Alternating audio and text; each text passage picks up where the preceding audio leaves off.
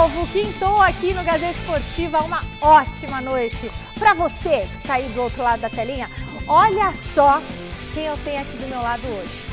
Os nossos craques, Miller, o mito, a lenda, o tetracampeão.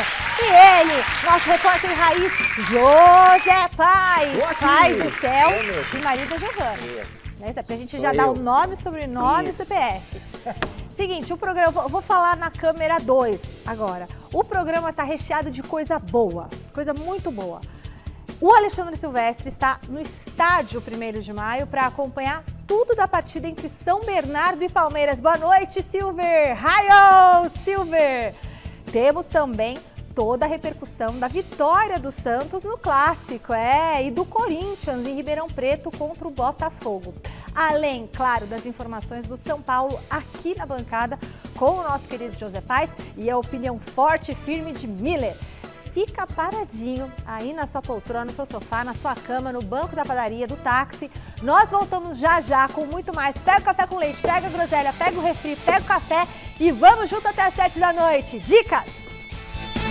Beleza, turminha, de volta com a Gazeta Esportiva. Vamos direto para São Bernardo do Campo. Por lá, o Palmeiras enfrenta o São Bernardo daqui a pouquinho e o Alexandre Silvestre vai acompanhar tudo. Boa noite, Silver. Tudo bem, galera? Um beijo pra você, Michele, duplinha da bancada, Zé Paes, Miller, amigos, amigas, inimigos, simpatizantes. Falo aqui do estádio 1º de maio, em São Bernardo do Campo, ABC Paulista. Esse local, Michele, foi o berço do sindicalismo brasileiro, né? De um movimento muito forte lá no final dos anos 70, anos 80. Vou mostrar um pouquinho para vocês a praça esportiva do estádio 1º de maio, que faz uma homenagem ao Dia do Trabalhador, também por esse motivo. Hoje, palco de um espetáculo futebolístico, né? Mas já rolou muito movimento político aqui, Michele, muito movimento mesmo, faz parte da história do Brasil. O gramado aparentemente tá legal, né? A distância aqui tá bacana. Tá um friozinho, temperatura amena e temperatura caindo também, um chuvisco. O campo seria molhado de qualquer modo, então teremos um tapetinho aí natural. Aqui é natural, tá bom? Liso, escorregadio e bastante rápido. O Palmeiras já chegou ao estádio, o São Bernardo também. É um jogo muito importante e vivemos a expectativa não só da partida por conta da pontuação. O Palmeiras muito bem no seu grupo, líder, o São Bernardo ainda precisando ganhar um pouco mais de pontuação, encorpar a campanha para garantir vaga na próxima fase. Um time muito bem treinado pelo Zanardi, que quase foi parar no Corinthians. Corinthians que será adversário do Palmeiras domingo em Barueri. Mas antes tem essa paradinha aqui no ABC Paulista, jogo do time do Abel Ferreira, que pode escalar mais uma vez, que pode trazer de volta a equipe titular, ou pelo menos no banco de reservas. Essa é uma das expectativas. O garoto Hendrick, que estava com a seleção brasileira olímpica, que ainda não jogou pelo Palmeiras na temporada de 2024. Abel Ferreira, que pode também promover a estreia hoje do meia atacante Lázaro, que veio do futebol espanhol e chega para reforçar esse elenco do Verdão. Já já eu volto com mais informações desse jogo, que começa às 7h30 da noite. E mais para frente no programa, eu confirmo para vocês a escalação do Palmeiras. E vou também retificar, melhorar e acrescentar uma informação àquela que eu dei ontem no Gazeta Esportiva. E eu confesso que eu dei uma informação incompleta para vocês a respeito da dívida do Verdão, que não é realmente somente 27 milhões de reais. Já já eu passo essas informações e explico o contexto desta parada financeira do Alviverde da academia, o Palmeiras, que defende é bicampeão paulista e defende o tricampeonato estadual. Michele. Raio, Silver! É isso aí, aqui no Gazeta Esportiva não passa nada, entendeu? Quer ficar bem informado, você tem que estar sempre, todo dia ligadinho aqui, porque cada dia vem ali um fato novo. Pois então, José Paes e Miller, o que nós devemos esperar deste jogo de hoje do Palmeiras? Um empate, uma vitória, uma derrota? Essa é a enquete? Não. Essa é a enquete, não. A enquete, quer que eu vou para a enquete já? Quem desempenha o melhor futebol do Paulistão até agora, Miller? A enquete é o Corinthians? Ah, não, né, Chicão? Nem dá. O Palmeiras, o Santos ou o São Paulo? O melhor futebol do Paulistão até agora. Vote no site gazetesportiva.com. Você pode acompanhar o nosso programa pelas redes sociais, YouTube, youtube.com/Gazeta Esportivas. Gazeta Esportiva, haters não são bem-vindos. Só os lovers são bem-vindos aqui no nosso gostoso. YouTube, beleza? Chico Lang, a voz na minha consciência, que está aqui dirigindo a gente por trás dos bastidores. Para você, Chicão, quem está desempenhando o futebol mais bonito no Paulistão? Olha, mais bonito não, mas o mais eficiente é o Santos, né? Que é o líder geral, né? Ganhou 2 clássicos, Corinthians e São Paulo, e está de vento em popa, né? Beleza. E para você, José Paes? Boa noite, Boa Michele. noite. Boa noite, Emília. Chico falou e disse, é o Santos. 19 pontos, voando no campeonato, ganhando clássicos. Líderzaço. Então, assim, o melhor futebol hoje, acho que não tem nem o que comparar, é o Santos. E aí, Miller? Sem dúvida nenhuma, Michele. Santos... Até... Não é o São Paulo? Não, até por conta dos números e das grandes vitória. e boas vitórias que o Santos tem conquistado nesse Paulistão. Apesar de que não acho ele favorito pro Paulistão. Isso é uma outra coisa. Aí tudo quem bem. que você acha favorito? Pra mim, o Palmeiras. E pra você? Palmeiras. Palmeiras também. Não, e o Carille, ele tem essa característica, né? É aquela vitóriazinha por 1-0, não é? Ele sabe jogar, né? Ele sabe jogar Aquele o clássico, né? resultado. Ele é tarimbado nesse ponto. Você pode ver ontem o que ele fez. 1 a 0 Depois a gente vai falar tava sobre isso. bom. E é isso, e é assim que ele ganhou com E eu aquele gosto Corinthians. muito do Carille. É um treinador que lá na coletiva ele não começa a falar de externos insinuando, não inventa. Arruma a casinha, vai arrumando aos pouquinhos o time e 1-0 tá bom, Michele. Arrumar a casinha é a especialidade do Carille e é isso, trabalha com as peças que tem e não é aquele super elenco, hein? Já queria estar vendo ele no Corinthians, viu, Chicão? Bom, seguinte, foram 3 anos longe, mas o Santos, enfim, está de volta ao mata-mata do Paulistão. Ontem à noite, o time do Carille venceu o clássico contra o São Paulo no Morumbi e com 4 jogos de antecedência já garantiu vaga nas quartas de final do Campeonato Paulista. O José Paes viu tudo de pertinho e conta melhor pra gente essa história na reportagem.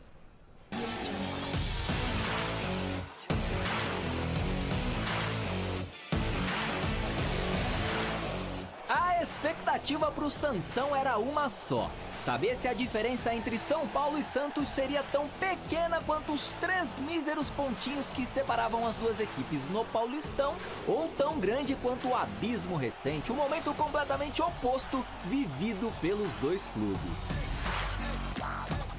Nós todos sabíamos que ia ser um início difícil, né? Principalmente se falando de Palmeiras e São Paulo, que ganharam títulos importantes no último ano, um brasileiro, outra Copa do Brasil. O Santos vem numa crescente aí na competição, né? Acho que uma derrota só, se não me falha a memória. Sem o Moreira com um problema de última hora, o São Paulo foi a campo com o Bobadilha improvisado na lateral direita e o Galopo no time titular.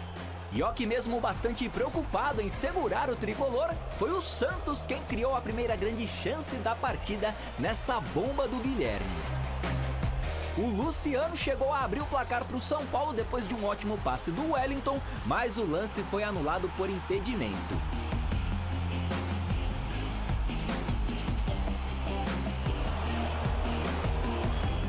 De novo o Guilherme, só que agora no segundo tempo quase fez o primeiro do Santos. Até que aos 15 minutos, o Wellington derrubou o Otero dentro da área. A árbitra Edna Alves Batista, que tinha mandado o jogo seguir, foi chamada pelo VAR, reviu tudinho e deu pênalti para o Santos.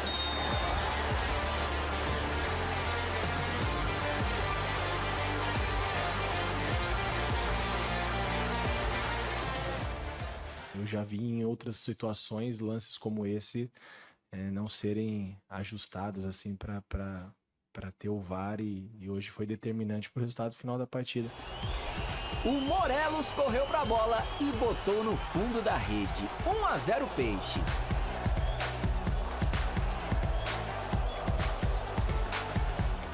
O resultado ruim fez com que o São Paulo se jogasse pro ataque.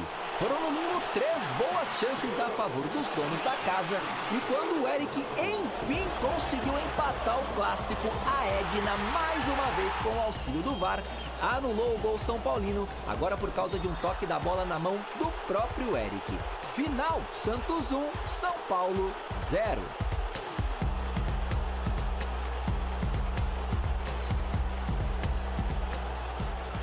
A federação precisa preparar os árbitros psicologicamente. Essa questão de nota antes do jogo é uma coisa antiga no futebol. Mas eu vim aqui com serenidade dizer que nós lamentamos profundamente a arbitragem de hoje. Ela não deixou a bola rolar. Acho que ela parou muito o jogo. Né? Acaba que quando você está na partida, a partida está rolando, aí você vai picotando e fica muito chato o jogo, tanto para o São Paulo quanto para o Santos. E a gente vê que parou bastante pelos acréscimos, né? No segundo tempo, 10 minutos. Então acredito que foi um jogo que parou bastante. Com esse resultado aqui no Morumbi, o Santos chegou aos 19 pontos no Campeonato Paulista e garantiu vaga antecipadamente na próxima fase da competição. Já o São Paulo perdeu a primeira partida jogando em casa desde setembro do ano passado.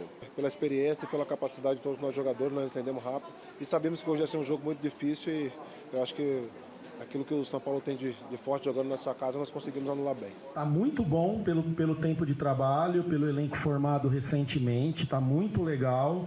Mas assim, hoje a gente tem que falar que Palmeiras e São Paulo estão à frente. E aí? Pois é, Michele, foi um jogo em que o Santos entrou com uma clara proposta de tentar se defender, tentar segurar o São Paulo. E se desse, rolasse um golzinho, ótimo, se não, ia sair com empate tranquilamente lá do Morumbis. Agora, a arbitragem foi desastrosa da Edna. Infelizmente, ela estava muito insegura, ela estava muito pressionada por causa da nota que o Santos soltou ontem, né? Que soltou antes do jogo, na verdade, lá no Morumbis. Então, assim, ela entrou com o psicológico já pensando naquilo. Poxa, o Santos soltou a nota, eu tenho que ir bem, tenho que mandar bem. Então, ela estava muito insegura, picotou demais o jogo. E aí o São Paulo tem razão. Agora, os lances, esse gol anulado aí do Luciano, estava mesmo impedido. Achei que foi pênalti do Wellington, sim, em cima do Otero. E o lance ali de mão na bola do Eric também, bateu na mão dele, ele levou vantagem, a bola sobrou para ele fez o gol e o VAR interferiu bem. Esse lance aí, Michele, olha só, do pênalti do Wellington, aí a gente pode dar uma questionada no sentido de, é interpretativo? Não é? O VAR tem que entrar em ação nesse tipo de lance ou não? Não, ele nem tocou na bola. Para mim foi pênalti claríssimo. Tentou, mas aí tentar é uma coisa, né? Tocar é outra. Teria que ter tocado na bola. Exatamente. Para mim foi pênalti, mas a gente pode questionar. O VAR no Brasil, ele é usado de um jeito que só aqui no Brasil é usado. É o VAR à brasileira, né? Era para ser interfere em tudo. Interfere em tudo possível. E aí o árbitro ele acaba terceirizando a arbitragem, que é o que acontece aqui no Brasil. E graças ao VAR aí, os lances capitais foram salvos e o Santos teve esse pênalti bem marcado, na minha opinião, e acabou vencendo por 1-0, Miller. Falando assim, parece que a Edna foi o demônio da partida. Calma, né? calma. Pelo amor de Deus. A declaração do presidente que ele falou o quê? Então, que significa que o Santos não pressionou o São Paulo, o Santos não criou chances de gol, o Santos não jogou no campo do adversário. Agora eu te pergunto, o São Paulo também marcou pressão. O Santos marcou pressão e o São Paulo também marcou pressão. Só que os detalhes da partida são interessantes. A marcação, Michele, pressão do São Paulo é uma marcação-pressão centralizada. Não é uma marcação expandida. São coisas distintas. O Santos... A marcação-pressão do Santos deu certo por quê? Porque foi uma marcação expandida, não centralizada. O Santos, quando o São Paulo dava esse bote, né, centralizado, uma virada de bola matava toda essa pressão do São Paulo. Então é importante um time estar bem distribuído dentro de campo para ele não correr errado como foi ontem com o Santos. O Santos marcou bem, criou oportunidade e para mim a vitória do Santos foi justa. Para mim, a Edna não teve culpa nenhuma. Até porque é fácil a gente falar e jogar nas costas da Edna toda essa responsabilidade como se ela fosse determinante para a vitória do Santos. Não. O VAR interviu, como você mesmo falou, José Paz. O VAR interviu no gol do Luciano. Ele estava bem à frente, porque o atacante não corre de costas. O atacante corre na diagonal, diferente.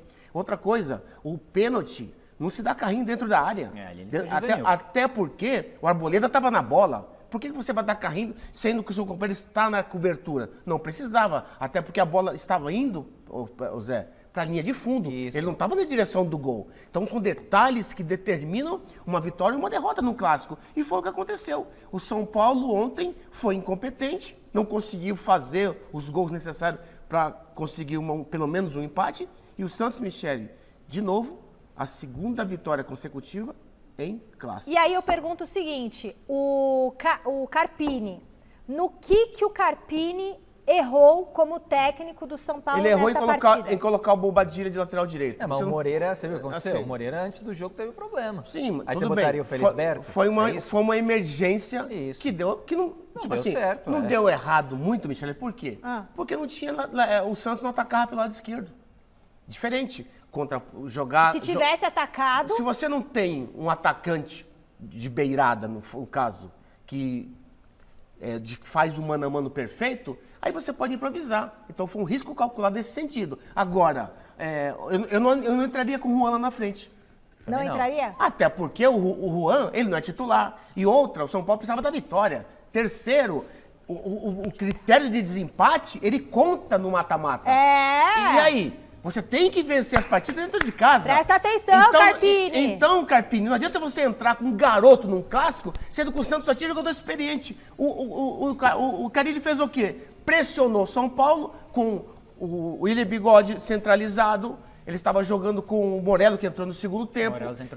O Guilherme do lado esquerdo. Quer dizer, era um time mais bem distribuído dentro de campo. Por isso que mereceu. O Carille, com as peças que tem, deu um nó no Carpini. O time do Santos, muita gente, inclusive eu, não esperava que encaixasse tão rapidamente. Ninguém esperava. Com jogadores experientes e alguns jogadores que não estavam jogando nada há muito tempo. Otero mesmo? Exatamente, Otero, William Bigode, enfim. Agora, eu teria entrado com o Felisberto na lateral direita. Ah, mas tem 16 anos. Eu tava com 19 anos fazendo reportagem. Se ele arriscou com o Juan. Se ele arriscou qual que é o problema? Se é na zona de determinação. De arriscar, será? Por que não? Tem que improvisa o Bobadilha, que nunca jogou ali. É bem verdade que o Carpini vem tendo problemas físicos para escalar o time e não está conseguindo repetir a escalação. Agora, quando você tem um problema de última hora, é mexer o mínimo possível no que você planejou. Então, coloca um lateral que é lateral na lateral direita e pronto. Nota para o Carille na partida de ontem, como treinador. Ontem, nota 10. Nota para o Carpini na partida de ontem como treinador. Nota 5, até porque, como eu falei,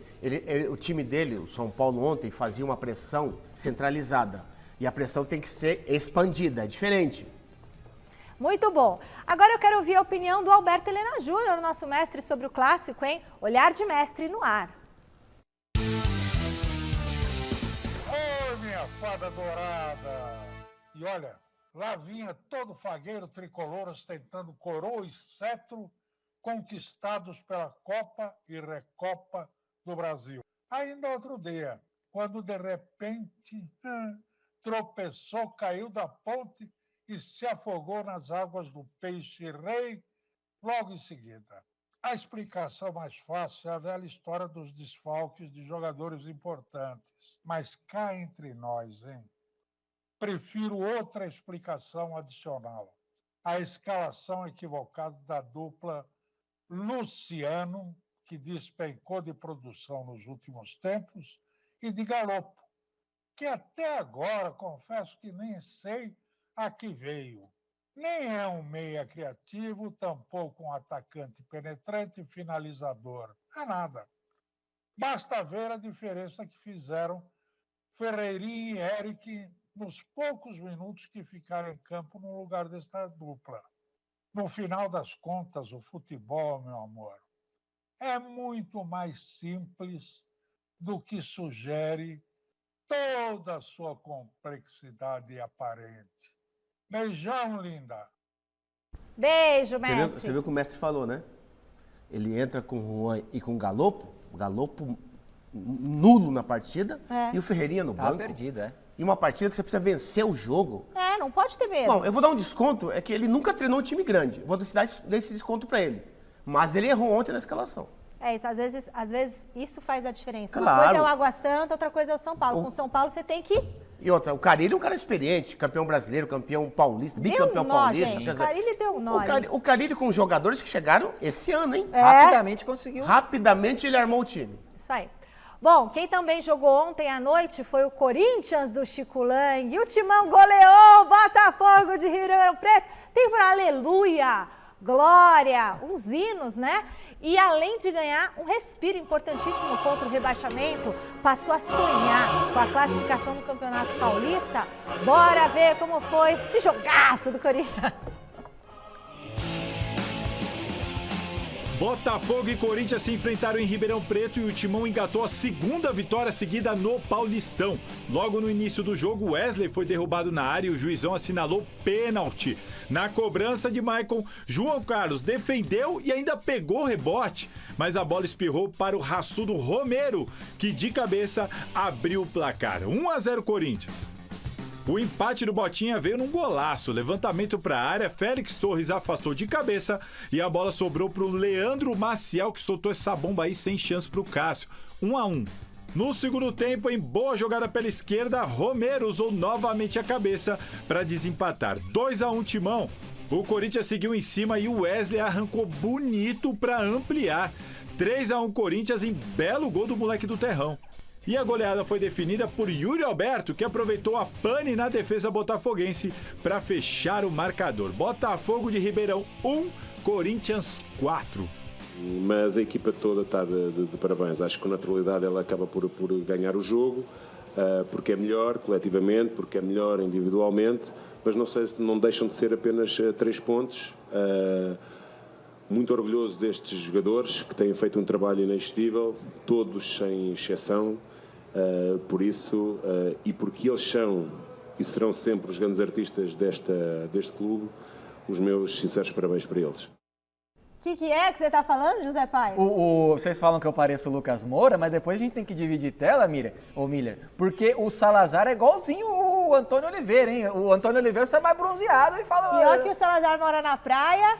Mas o Salazar... E tá precisando de tomar um sol, né, Salazar? Na melanina, hein, Salazar? O que tá acontecendo? Você passa filtro solar sempre na praia? Tem que passar um bronzeador, né? Um cenoura e bronze. Fala sério, Salazar. Bom, o português chegou com o pé direito. Michele, o português mexeu com o ambiente. Ele deu uma acalmada no ambiente. E assim, hoje em dia, não tem jeito. Você tem que ser mais gestor do que treinador. Não tem jeito, é assim, futebol de hoje em dia. Você vê o Abel, ele vai lá na imprensa e mete o pau no time, não faz isso. Internamente ele pode cobrar os caras. Agora, na imprensa ele não faz. O Mano tava cobrando o Yuri Alberto, tava batendo na rapaziada, ele chegou, deu um abraço, deu um carinho no Yuri Alberto, e o Yuri Alberto tá começando a fazer gol. Agora, é bem verdade que o zagueirão do Botafogo ali deu uma ajudada, hein, Mira? Parecia no videogame quando você tá no modo iniciante, Chico, e o cara não chega na bola. Foi indo pra trás, o Yuri Alberto não tem nada a ver com isso. Fez o gol. Eu hoje em dia, eu não acredito muito nesse negócio de 4-3-2-1, 1-5-7-8-6, número de telefone. Você tem que cumprir a sua função dentro de campo, a sua dinâmica dentro de campo. E agora o português vai ajeitando aos pouquinhos com a gestão dele e o Corinthians vai caminhando. E eu disse que ia ganhar da Lusa e ia ganhar do Botafogo, senão ia dar cambalhota aqui. Corinthians na semifinal, Calma, é isso? Não tá na semifinal, mas eu acho que vai classificar. Peraí, vou deixar o Miller falar sobre essa partida e na sequência, presta atenção, um comparativo de Salazar com esse português. Aê. Vamos ver se eles são mesmo irmãos. Porque nunca se sabe, né, gente? Nunca se sabe. Fala, Miller. Olha, o treinador do Corinthians, ele está provando que ele é bom, ele é competente. É claro, também tem estrela. A estrela acompanha os bons treinadores, né? Um time bem distribuído dentro de campo. Ele começa com o Romero na direita, centralizado o Yuri, e o Wesley, que está jogando muita bola, não só com o português, mas também com o Vanderlei e com o Mano, ele estava jogando bem. Claro que o time não estava desfigurado, o futebol acabou caindo também. Mas o Corinthians hoje é totalmente diferente, até porque é um time bem distribuído, bem escalado e tem uma vontade totalmente diferente, né? De um mês atrás. Sim. E claro, os frutos estão sendo colhidos porque o time fez por onde nessas 2 partidas, merecidamente, essas 2 vitórias. Atenção! Cadê? Será que o Salazar tem um irmão? Será? Por onde andou o pai do Salazar? O pai do Salazar é corintiano, hein? Deve estar feliz com esse outro filho dele. Olha lá! Gente, é igualzinho, cara! Que isso? O Portuga é um pouquinho mais fortinho que o Salazar. Não, a barba do Portuga tá um pouquinho mais cheia só. Só isso. Salazar! E o Salazar tá precisando tomar um sol mesmo, hein? Ô, Salazar, você mora em Santos? Tem certeza? Você não tem certeza que você não mora lá na Moca? Vai morar numa caverna lá em Santos. A caverna. Precisa ver a luz do sol, meu amigo. E olha que ele tava na praia no final de semana, que eu acompanho. Ele vai com a filhinha, eles vão pra praia, eu vejo tudo, hein? Bom, seguinte, vocês não acham ele parecido? Bom, a gente tem que botar o Salazar, o Abel e o Antônio. Que aí tá todo mundo, né, dona Gilmara, que é a mãe de Salazar? A senhora fica esperta, hein? seu marido? Será que ela ainda é casada? Precisa ver, checar. Porque a mãe, no direito, Chico Lang, a gente fala assim, que a mãe é sempre certa, mas o pater, incertos. Porque a mãe você nunca tem dúvida, né? Nasce da mãe. Agora o pai, contato direto e imediato com a nossa redação de esportes, onde fala, meio-irmão, por que não? Talvez, quiçá, de Antônio Oliveira, Thiago Salazar. Traga para nós toda a repercussão dessa vitória do time. Não, Thiago, parece que nós tivemos... mas o que aconteceu? Teve um episódio triste em Ribeirão Preto? Não. O que aconteceu, Salazar? Pois é, Michele, nós estamos rindo aqui, né? Mas eu não venho com uma notícia muito agradável, não. Primeiro que eu vou me defender, não tenho nada a ver com o grande Tonhão da Fiel. Como quem foi? Foi o Garrafa que deu esse nome, né? Pro Antônio Oliveira, um apelido carinhoso. Todo mundo tá. Eu tô recebendo um monte de mensagem falando isso, mas eu acho que vocês são tudo louco, porque não tem nada a ver. Aliás, eu acho ele mais parecido com o Urande Campos, o nosso cinegrafista que tá aqui atrás de mim, que você conhece bem. Se você deixar, eu coloco o Urande aqui. Ele parece mais com o Urande do que comigo. Mas vamos lá. Michele, a situação não é legal. A gente vai entrar num tema aqui antes de falar dos reforços do Corinthians. Eu vou pedir até para o Chile já começar a colocar as imagens. Ontem no estádio Santa Cruz, durante o jogo que vocês estavam debatendo até agora, logo depois do primeiro gol corintiano no estádio, uma família corintiana ali, um pai com 3 crianças, eles estavam no setor destinado à torcida do Botafogo e eles comemoraram o gol. Quando eles comemoraram esse gol, muitos torcedores do Botafogo ficaram irritados, revoltados, ameaçaram ali de alguma agressão, de invasão do setor e tudo mais. Enfim, inclusive as crianças passaram a ser hostilizadas. A gente tem até as imagens que foram cedidas pelo pessoal lá do meu timão, de uma criança que ficou muito irritada, muito incomodada. Ela começa até, de alguma maneira, a se defender contra esses adultos, esses marmanjos que estão ali batendo boca. O pai nem bate boca, ele fica só pedindo calma e tudo mais. Conclusão, a situação ficou ruim, ficou feia, chamaram a polícia, pediram para eles serem retirados. E aí você está vendo algumas pessoas com o uniforme do Corinthians. Por quê? O camarote da diretoria corintiana estava logo acima. Eles perceberam e tiveram ali o cuidado e a atenção e pediram para os seguranças do clube descerem lá, pegarem essa família e levarem pro camarote da diretoria do Corinthians. Muito legal a atitude, muito inteligente e rápida a atitude da diretoria do Corinthians, que pegou essa família, subiram ali pro camarote e eles puderam assistir o jogo na santa paz e tudo acabou bem ali. O pessoal ainda ficou xingando e tudo mais. A cena mais triste, a gente não pode mostrar, claro, porque trata-se de menor de idade, mas a criança, na hora de ir embora, ela ficou assustada, a menina ali com a camisa preta, e ela chora muito no final. Ela fica ali, não sei se apavorada, entre o medo, entre a raiva, eu não sei. Mas enfim, a criança acabou chorando muito, sentindo muito tudo isso que aconteceu. Desdobramento disso, o Botafogo informou a mim, apurando os fatos, o Botafogo informou que o pai das crianças, ele se tornou sócio no dia do jogo, para conseguir ingresso para aquele setor. Só que aquele setor não é um setor misto, segundo a diretoria do Botafogo. Ele não poderia estar lá trajado com o uniforme do Corinthians.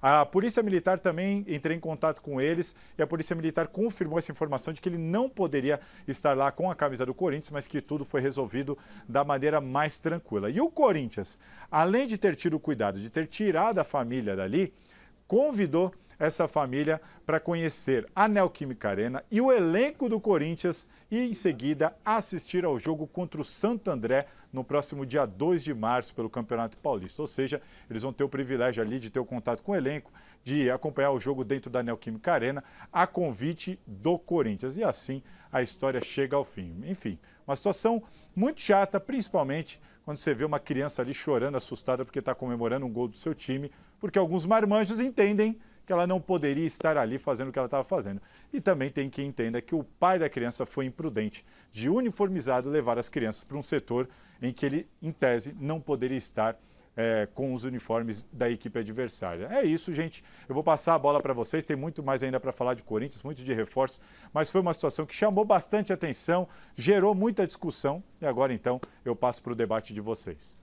Eu vou deixar, obrigada Salazar, eu vou deixar para os meninos aqui comentarem, mas eu acho que primeiramente, né, como mãe e tudo mais, querem jogar a responsabilidade para o pai, claro que ele tem responsabilidade, pode ter sido imprudente, mas ele pode ter errado, a gente erra, né?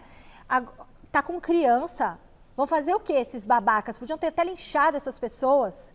Então assim, o amor realmente está esfriando nos dias de hoje, né? É o que a gente tem visto. Criança, gente, vai xingar. E parabéns para a diretoria do Corinthians, que teve uma atitude maravilhosa, acertada. Olha, uma das melhores atitudes que essa diretoria tomou. Tá aqui meus parabéns aí para o Augusto, para o Rubão, para todo mundo, porque eu gostei muito da atitude que a diretoria do Corinthians teve. Agora, esses torcedores aí deviam tudo ir para a polícia, tomar um enquadramento aí. Fala vocês, pessoal. A diretoria do Corinthians foi 10 de 10. Parabéns 10 à de diretoria, 10. Teve uma atitude perfeita. Agora é o que você falou, Michel. Acabou o mundo, né? Acabou, cara. Acabou o mundo. O que iam fazer? Eu bater nas crianças? Gente, criança é para ser tratada com carinho. Criança é a coisa mais pura que existe no mundo. É. Aí vem esses babacas aí, esses imbecis, e fazem isso. Cara, é revoltante. Revoltante. A menina foi lá no estádio, curtiu o time dela, o Corinthians, um dos maiores times do mundo, e tem que passar por isso aí. Cara, é lamentável o que a gente viu, e parabéns à diretoria do Corinthians pela excelente atitude, Miller. Infelizmente, isso não será a primeira, tampouco a última. Infelizmente, até porque no sul do país também aconteceu isso com a filha de um casal, quer dizer. Então, se as pessoas não respeitam uma criança, será que elas respeitam as outras pessoas adultas? Lógico que não. Imagina, se fazem isso com criança, imagina com o resto. Ainda com o Corinthians aqui no Gazeta Esportiva, a Marina Buffon está na Neoquímica Arena e acompanhou tudo da semifinal da Supercopa Feminina entre Timão e Ferroviária. Quem avançou para a final, Mar? Oi, Mi, muito boa noite para você. Olha, foi um jogo pegado no início, viu? Mas as brabas, como já era de se esperar, apesar da Ferroviária ser uma grande campeã também no futebol feminino, mas as brabas, no momento que as luzes se apagam aqui na Neoquímica Arena, fizeram 2-0, com 2 gols ainda no primeiro tempo aqui na Arena, e avançaram para a final da Supercopa Feminina, que vai acontecer muito provavelmente no próximo domingo. Ainda não temos horário e nem local, mas nos critérios de desempate esse jogo acontece aqui na Arena Corintiana, sim. Então a gente vai dar uma olhada aí, né, nos próximos dias. Na verdade, amanhã, né? Porque hoje é quinta-feira já, se esse jogo de fato acontecer no domingo, a gente precisa saber aí amanhã, no máximo sábado de manhã, qual vai ser o horário e o local certinho desse jogo entre Corinthians e Cruzeiro, nessa grande final da Supercopa Feminina. Lembrando que só houve 2 edições até agora. O Corinthians foi campeão das 2 e agora vai tentar o tricampeonato, ou seja, ser o único campeão desta competição. O jogo hoje aqui foi o seguinte, né? O Lucas Piscinato, que é o técnico do Corinthians, veio para o lugar do Arthur Elias, colocou em campo aquilo que ele tinha de melhor, deixou no banco algumas atletas como a Jennifer, também a Vicky Albuquerque, que entraram no segundo tempo, mas as que estiveram em campo deram trabalho também para a Ferroviária, que iniciou um pouco melhor, mas aí então os gols foram marcados, como eu disse, no primeiro tempo, primeiro pela Marisa, depois de um cruzamento da Yasmin, e depois, num super lance da Gabi Portilho pela direita, a Gabi Zanotti, camisa 10 do Timão, fez o segundo gol, deu os números finais da partida, e então o Coringão está classificado para essa final. Olha, vocês estão vendo agora, é claro, aqui atrás, né? A arena está vazia, já acabou o jogo faz aí mais ou menos uns 30 minutos. Mas o público, até por ter começado esse jogo às 4h15 da tarde de uma quinta-feira, até que foi razoável, viu? Um pouquinho menos de 9 mil pessoas, segundo as informações oficiais aqui do Corinthians. Mas então é isso, tá, Mi? Esse jogo da final, da grande final, vai acontecer provavelmente dia 18, que é domingo. Vamos esperar as informações oficiais aí da CBF, da Federação Paulista também, mas vai ser entre Corinthians e Cruzeiro. Cruzeiro que eliminou ontem o Avaí Kinderman lá em Santa Catarina por 3-0. E uma novidade para esse ano é que a premiação está 25% maior. O grande campeão vai levar para casa aí 600 mil reais, enquanto o vice 400 mil reais. Ou seja, o Corinthians tem aí garantido para o seu futebol feminino nessa primeira competição da temporada, 400 mil reais já garantidos, né? Mas é isso por aqui então. A gente vai tentar falar com alguns personagens ali embaixo, mas essas são as informações desse jogaço de bola que aconteceu aqui no frio de Itaquera e com chuvinha durante a tarde toda, viu, Mi? Obrigada, Mar. Retornando ao 1º de maio com o Silvestre, escalação do Verdão, Silver? Escalação do Palmeiras na pedra, Michele. Mistão de novo em campo, dessa vez contra o São Bernardo. Foi assim também diante do Santo André. Vou pedir para o Melchior Brito e o Rafael Leão, integrantes aqui da minha equipe de externa, mostrarem ali os goleiros do Palmeiras na fase de aquecimento no gramado de grama mesmo, né? Natural aqui. Chuvisco, e hoje quem começa jogando como titular é o Marcelo Lomba. O Everton vai para o banco de reservas. Estão fora de combate o Mike com lesão na coxa, o Bruno Rodrigues que passou por operação no joelho, o Dudu que segue se recuperando de cirurgia no joelho e o Rafael Veiga é a baixa de última hora, nem no banco fica o Veiga, porque ele está com uma infecção no olho. Que se recupere a tempo, é o desejo da torcida do Palmeiras para o Veiga estar no time que deve ter força máxima contra o Corinthians domingo. A escalação de hoje, eu vou dar o nome do jogador e a posição, porque ela veio embaralhada para mim, Michele. Acabou de sair aqui, ó. É o Marcelo Lomba no gol, o Marcos Rocha jogando na linha defensiva, lateral / zagueiro, o Aníbal Moreno, o argentino, volante, Vanderlan na lateral esquerda, Endrick de volta ao time, titular, joga no ataque junto com o Rony, recuperando a posição de titular, Gabriel Menino na meia, Murilo na zaga, junto com o garoto Naves, aí tem o Luiz Guilherme, jogador que deve atuar pela ponta, fazer um dos corredores, e o John jogando um pouquinho mais por dentro na armação. Esse é o time do professor Abel Ferreira, que terá no banco muitos titulares: o Everton, Zé Rafael, Luan, Gustavo Gomes, Caio Paulista, o Lázaro fará a estreia dele, meio atacante que joga de ponta esquerda, veio do futebol espanhol, inicia no banco. O Breno Lopes também no banco, assim como o Piquerez, Richard Rios, Fabinho, Estevão e o Flaco Lopes, Michele. A ideia, então, do Abel é mesclar hoje, mesclou na segunda, para, imagino eu, colocar a força máxima no derby de domingo. Já eu volto para falar da dívida. Não vou fugir da parada, não. Só que é dívida do Palmeiras. Não venha querer tumultuar o ambiente do Coringão. Agora a gente também, ó, aponta o dedo pro rival. Fala, José Paz. É gostoso falar da dívida do Corinthians, né? Chega, que eu vou falar pra você falar da dívida do São Paulo. Não vem falar. Ninguém fala da dívida do Corinthians hoje. Olha só, ô Michele, e que mistão, como é bom o mistão do Palmeiras, né, Emília? Pelo amor de Deus, cara, é muito jogador bom, aí você fala, poxa, de repente o elenco é fraco, não é tão... É muito bom sim, e tendo a possibilidade de escalar o Endrick, faz o correto, o técnico Abel Ferreira, e faz o correto em escalar um time misto, porque tem o derby na sequência, aí você tem que priorizar o jogo contra o Corinthians. Eu acho que o Abel foi muito bem nessa situação, e foi muito bem colocar o Endrick para ele já ir se reambientando nesse time do Palmeiras, visando o jogo contra o Corinthians, ô Miller. Até porque quando você tem um elenco grande e qualificado, você tem que dar, né, ritmo de jogo para os reservas, né? Em especial o Lázaro e o Endrick, que até pouco tempo era titular, pelo menos no ano passado. Então acho que o Abel tá certo. O time tá tranquilo na classificação e domingo entra com força máxima, com certeza. Beleza. Partiu redação? Salazar, atualiza a gente, por favor, sobre os reforços do Corinthians. Vai dar tempo de inscrever todo mundo? Tá contigo.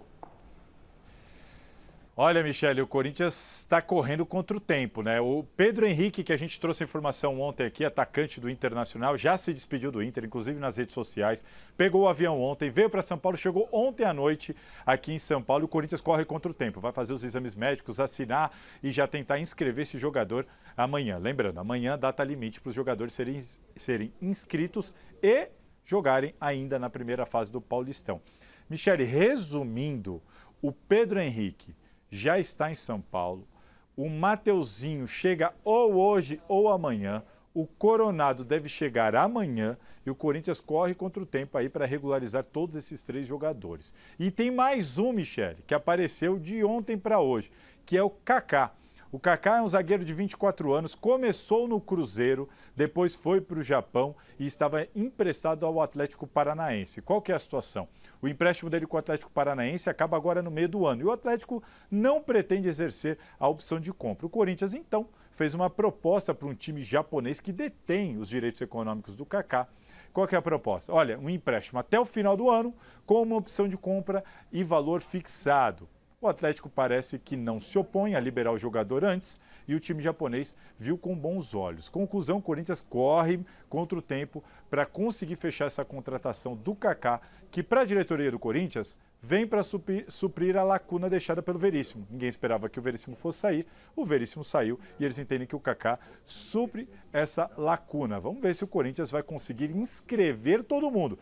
Kaká, Coronado, Mateuzinho e Pedro Henrique. A corrida do Timão é para inscrever os 4 até amanhã, ou pelo menos 2, 3 deles. Vamos ter que aguardar, Michele, mas nesse momento são as negociações em curso do Corinthians. A do Kaká um pouquinho mais atrás do que as outras estão praticamente fechadas. Dificilmente, então, eles estarão à disposição do Antônio Oliveira para o derby contra o Palmeiras. Para o derby contra o Palmeiras, o Corinthians deve ser muito parecido com esse Corinthians que a gente viu ganhando do Botafogo, com o retorno do Fagner, que cumpriu suspensão. O Raul Gustavo também cumpriu suspensão, mas deve voltar no banco de reservas e o Gustavo Henrique deve ganhar aí uma sequência ao lado do Félix Torres. É isso, Michele. Mercado do Corinthians muito agitado a um dia do fechamento das inscrições do Paulistão para essa primeira fase. Corinthians, corre Corinthians, que eu tô sentindo energia boa chegando. Chico Lang, você gostou desse nome, o Coronado?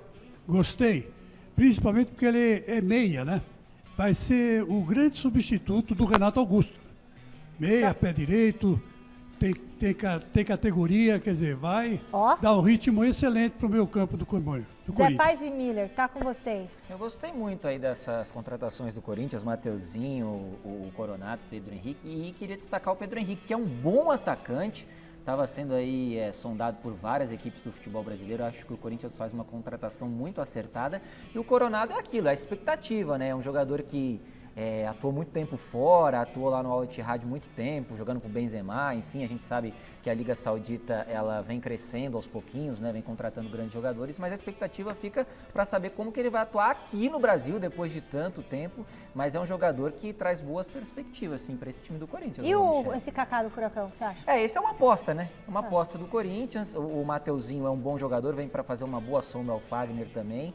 Eu acho que o Corinthians aos pouquinhos vai contratando bem. Miller. As 3 contratações eu gostei. São jogadores, o Coronado experiente, Mateuzinho também, apesar da idade, jogava bastante no Flamengo, né? E esse atacante do Inter, né? Ele é forte, ele gosta da individualidade e bate com as duas. Isso é importante para um atacante. Beleza. Saiu a escalação oficial do Palmeiras, ô Silver? Então, já saiu, você já deu. E agora eu quero saber o seguinte, não vem escapar. Fale sobre a dívida do Verdão. O que você quer retificar aí que você comentou? Eu quero completar, porque eu dei uma informação incompleta para vocês hoje. Ontem, estou aqui humildemente hoje, corrigindo e acrescentando dados àquela informação a respeito da dívida do Palmeiras, que é a menor do trio de ferro, ou dos 4 grandes de São Paulo, mas não é de apenas 27 milhões, como eu havia informado ontem. 27 milhões é uma dívida referente do Palmeiras para com a Crefisa, dívida essa que já foi de 170 milhões lá em 2019, vem caindo. A Crefisa paga bônus por vitórias, por títulos, e esses valores vão sendo abatidos. Então a dívida está muito pequena em relação à Crefisa, 27. Mas a dívida total do Palmeiras está na casa dos 500 milhões de reais. Porém, e aí tem que se explicar o contexto, é uma dívida controlada. O Palmeiras tem mais receita do que despesa, entra mais dinheiro do que sai. Mas a dívida total gira em torno de 500 milhões de reais, 300 milhões a curto prazo, 200 milhões a longo prazo. O Palmeiras não está atrasando o boleto. Se a gente levar para o exemplo da dona de casa, não é que a dona de casa não está pagando lá o boleto, ou o patrão, ou o papai, ou eu. Mas assim, você paga o boleto, só que você está pagando a prazo. Então, a dívida do Palmeiras está baixando, mas ela está na casa dos 500 milhões de reais. O Palmeiras está saudável financeiramente falando. E para você que disse aí na rede social que eu sou palmeirense e quero só falar mal do Corinthians, eu não sou palmeirense, eu sou São Paulino pela 1000ª vez. E se eu tiver que dar uma notícia ruim do São Paulo, eu vou dar, como eu já dei, ok? Eu sou humano, de vez em quando eu erro. É isso, retratado. Falou certo, falou bonito. E a gente aqui não tem rabo preso com ninguém. A gente dá informação.